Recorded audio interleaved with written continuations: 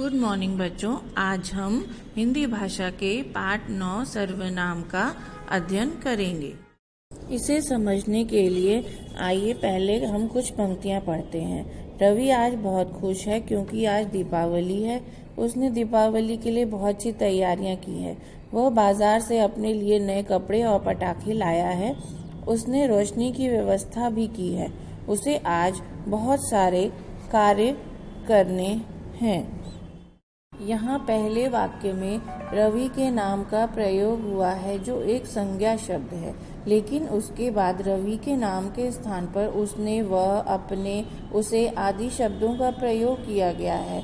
संज्ञा के स्थान पर प्रयोग किए जाने वाले इस प्रकार के शब्दों को ही हम सर्वनाम कहते हैं, अर्थात जो शब्द संज्ञा के स्थान पर आते हैं उन शब्दों को ही सर्वनाम जाता है। मैं, तुम, वह, यह सर्वनाम के ही उदाहरण हैं।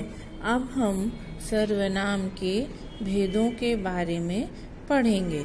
सर्वनाम के 6 भेद होते हैं: पुरुषवाचक सर्वनाम, निश्चयवाचक सर्वनाम, अनिश्चयवाचक सर्वनाम, संबंधवाचक सर्वनाम, निजवाचक सर्वनाम तथा प्रश्नवाचक सर्वनाम। ये सर्वनाम के 6 भेद हैं।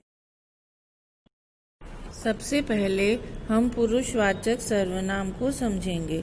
जिन सर्वनाम शब्दों का प्रयोग बोलने वाले, सुनने वाले तथा किसी अन्य व्यक्ति के लिए किया जाता है वे पुरुषवाचक सर्वनाम कहते हैं। मैं, हम, मेरा, हमारा, तुम, आप पुरुषवाचक सर्वनाम के उदाहरण। दूसरा सर्वनाम है निश्चयवाचक सर्वनाम। वे सर्वनाम जो किसी निश्चित व्यक्ति अथवा वस्तु की ओर संकेत करते हैं निश्चयवाचक सर्वनाम कहलाते हैं। जैसे यह, वह, यह मेरी कमीज है, वह मेरा विद्यालय है। यहाँ यह और वह किसी निश्चित वस्तु की ओर संकेत कर रहे हैं। तीसरा सर्वनाम है अनिश्चयवाचक सर्वनाम, जो किसी निश्चित व्यक्ति अथवा वस्तु का बोध नहीं कराते। वैसे सर्वनाम अनिश्चयवाचक सर्वनाम कहलाते हैं। जैसे कोई बुला रहा है, दाल में कुछ गिर गया। यहाँ कोई और कुछ अनिश्चयवाचक सर्वनाम है।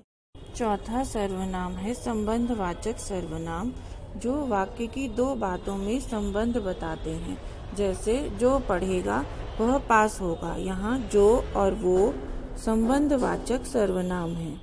जिसे आपने देखा यह वही है। यहाँ जिसे और वही संबंधवाचक सर्वनाम। फिर आता है प्रश्नवाचक सर्वनाम।